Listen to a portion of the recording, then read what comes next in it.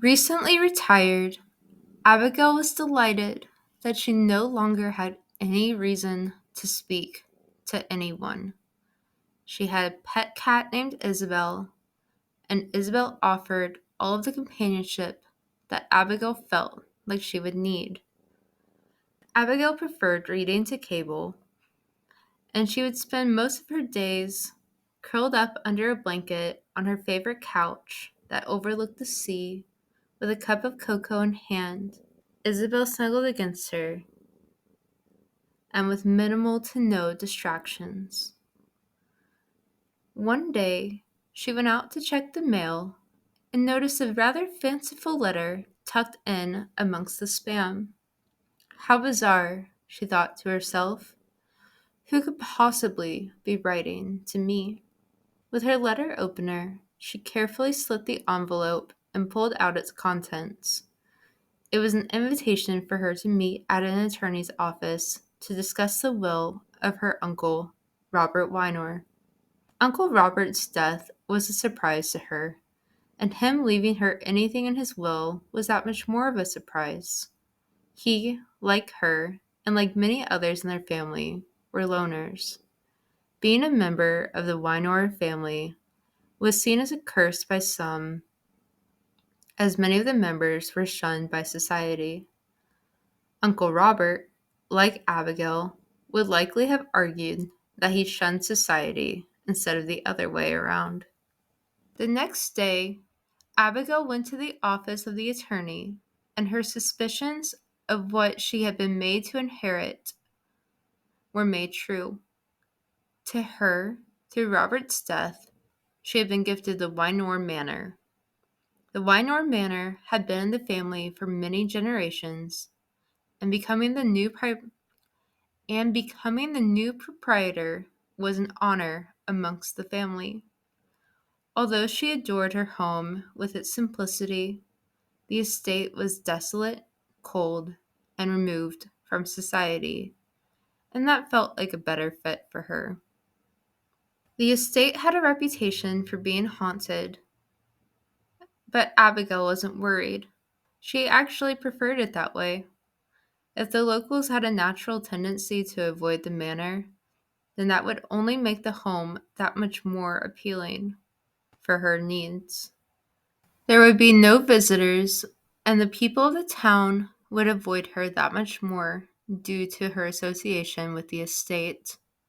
So she packed up her stuff, put Isabel into a carrier, and moved in to the manor, feeling only slightly remorseful to leave her previous home behind. When she opened the doors to the manor, a cold draft greeted her, along with a damp, repugnant odor. She hauled her suitcase to the old bedroom that she had stayed in a few times as a child and began to unpack as Isabel walked around, mewing and trying to make sense of her new surroundings. She knew that she would have a lot of work to do in the morning, but her excitement over her new home made it difficult for her to rest. The wind howled, the grandfather clock ticked on, and she could hear the sound of the doors opening and closing from the natural draft in the house. Come on, brain. Don't get so excited. You can explore the house in the morning. The movers will be here tomorrow, and you have to get some sleep before. Eventually, a restless sleep overtook her, and not long after, her alarm rang, and it was time to get up. The coffee in the house was old and dry, which was exactly what she preferred. Although it did not offer her a caffeine boost, she felt like she was at home. When the movers finally left, she felt relief. This home was finally hers, and no living being would ever enter into her home again. She wandered the property until she came across the family graveyard. She traced her fingers on the inscriptions and felt a strong connection with those that had lived in the estate before her.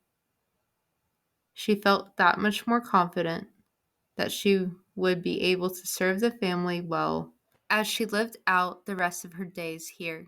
The day quickly turned to evening, and she walked back to the manor. While unpacking more of her stuff, she began to hear chatter and music coming from down the hall. She walked towards it. Although she would have typically been worried, there was something so familiar about the sound that she found herself more curious instead. When she opened the doors to the dining hall, she found the ghostly spirits of her late ancestors floating and chatting around the room. Anyone else might have felt frightened, but Abigail understood what it meant at once.